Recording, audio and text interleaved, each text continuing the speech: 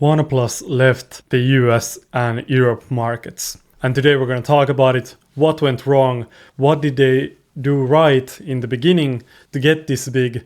And what has gone wrong in the last few years so that they have had to pivot away from the Western markets? They're still continuing operations in India and in China, and they're owned by Oppo, and the new OnePlus phones are pretty much just rebranded phones that are the same phones as Oppo make. If you don't know, OnePlus used to be a really bright spot for smartphones. Like 6 or 7 years ago, I remember that I wanted a OnePlus. It seemed cool, it was cheap, and it still was a flagship. Phones like the OnePlus 5T, for example, cost around 450 euros. They had 8 gigabytes of memory, 120 gigabytes of storage. They had Snapdragon processors and all the specs of a flagship phone. They were big, they were good, the operating system was free of bloat, and it seemed like a cool choice. You know, the logo is cool, it's just a OnePlus. They were known for really fast charging, and just it was cool. They were cool and everyone wanted them. I know my mom used to have 2 OnePlus phones, and I actually still have one.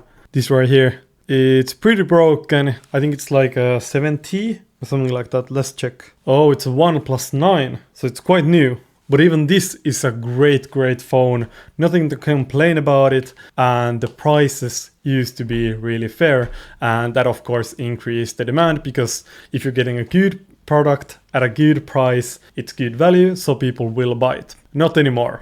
If we look at the OnePlus website, we can see that the OnePlus 15 that they're advertising is 950 euros. This is the same price as iPhones, as Samsung flagships. There's a new players in town like Pixel that offer great Android phones at this price. And for many people, the only reason to even choose an Android phone in general is because they don't have the money for an iPhone. Of course, they do have the cheaper options available. They have the OnePlus Nord 5, which it is a phone, but who actually wants to buy the cheaper choice? Do you get what I'm saying? People want the original one. They want just the 15. They don't want to buy the 5 Nord mini small cheap one, even though it would be a good deal. Same goes with the Nord CE5.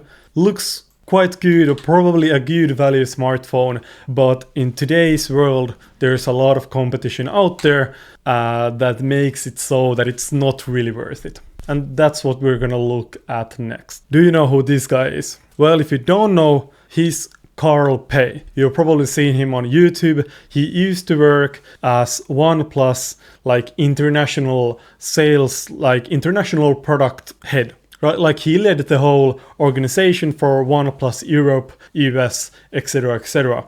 And he's the man that we can thank for the old OnePlus phones that were cool, unique, simple, and good deals, and phones that actually people wanted to buy. And in 2020, he left the company to start his own phone company, which is nothing, and under nothing, there is also CMF. And if we take a look at their phones, they're everything that OnePlus should be, everything OnePlus would need to be relevant nowadays. Cheap, good specs for a good price. There's still, you can consider them flagship phones, and cool and unique while still being simplistic and without any bloatware because people hate it. And just look at these phones, even though they might not be the best phones out there, what they look like, it's ridiculous. These are so cool. Look at the small designs, intricate designs here. Let's look a bit more in detail. They have this effect of it being transparent in the background and showing a little bit of the shapes of kind of the components inside, and that's really cool in my opinion, and I think it's a style that also a lot of other people like as well. And it's not all about the style, of course. The cheapest phone from nothing is a CMF Phone 2 Pro, and it's 260 euros, which is so cheap. It has 8 gigabytes of RAM, 5000 mAh battery, and 128 gigabytes of storage, which are great specs, at least for the price. You cannot find much better, cheaper phones out there. So in general, nothing kind of failed their whole mission in that sense, where they used to be the brand that gave a good value, and that's why people bought them. And then I think the insiders and the investors and the managers there kind of looked at their prices and saw that they should really build these flagship phones, because to be honest, making cheap smartphones is not a good business. The margins are really small, and if you can get people to buy like flagship phones which cost over 1,000 euros, there's a lot of margin there to make a lot more money with the phone. So I think they saw this, tried to pivot, and it just made their cheaper phones look less like a good deal. Like I said, who wants to buy the lesser phone? If there's, for example, an iPhone 15 and there's an iPhone 15 Pro and an iPhone 15 Pro Max, you know, buying the iPhone 15 seems reasonable because it's the base model. But if there's an iPhone 15, then there's iPhone 15 Shit and iPhone 15 Shit Mini. Who's gonna want to buy the Shit Mini? No one. So I think they messed up with the marketing, with the branding, even though their phones, they're okay. So what's to come? Let's hear them out. Looking closer at what they've said, it seems that the OnePlus brand will evaporate completely pretty much, because they're not doing business in the West. They're winding down their operations in India slowly, and in China they're gonna continue, but they're under the Oppo brand, and everything's pretty much under Oppo. So it's pretty much up to them if they're gonna use the branding for OnePlus. But either way, the phones are gonna be Oppo phones. If you have a OnePlus phone now, don't worry. It's not gonna stop working. It's gonna get Color OS, which is the OS run on Oppo phones. So you're gonna be definitely fine. And if it doesn't support Android 17, it's just gonna continue on the old software, and it might get some security updates still, but nothing much further than that. And I wouldn't be super worried, because Oppo is a genuine company with products, and I would say that they're probably a profitable company, so they can still get support for your current phone.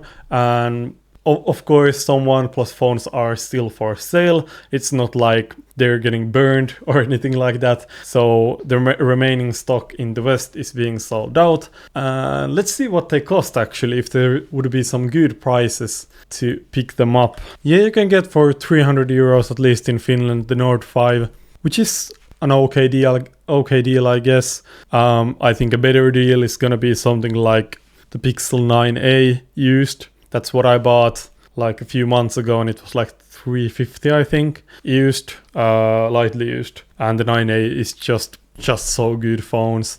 And in general, I think Pixel is one of the companies that also kind of chipped away at the market share of OnePlus. With Google being a really big company, they can even like sell phones at a loss for a long time, and they have good phones like the 10a, the 9a, and for example the 10a right now 430 euros new. I think it's a crazy good deal. It's gonna be really fast. They have really big batteries. In my opinion, the A series Pixel phones are the best phones out there right now. There might be some flagship phones out there, but considering the cost, and I love that what they have done with the battery, of just making the phone a bit thicker and making the battery massive. You know, I have the 9A, and the battery has never actually ran out. Like, never. Yeah, I charge it occasionally, but it lasts like a good 2 days if I charge it full and use it normally.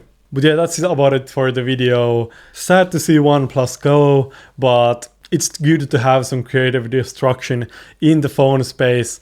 And it's not as sad considering that we have great options out there that are new, like, of course, Nothing and CMF. and Pixel phones, so it's not as bad. But yeah, that's about it for the video. If you don't know who I am, hello, I'm Pekka Ahosola. I'm a student living in Finland.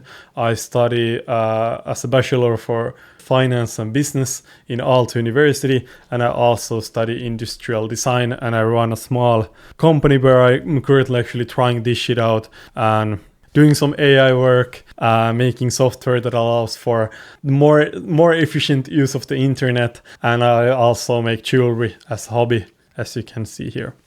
But yeah, sub to my channel, leave a comment, leave a like. Yeah, I don't know, this kind of like a weird short yapping video, but I'm here to deliver you the news, and have a great rest of your day. See ya.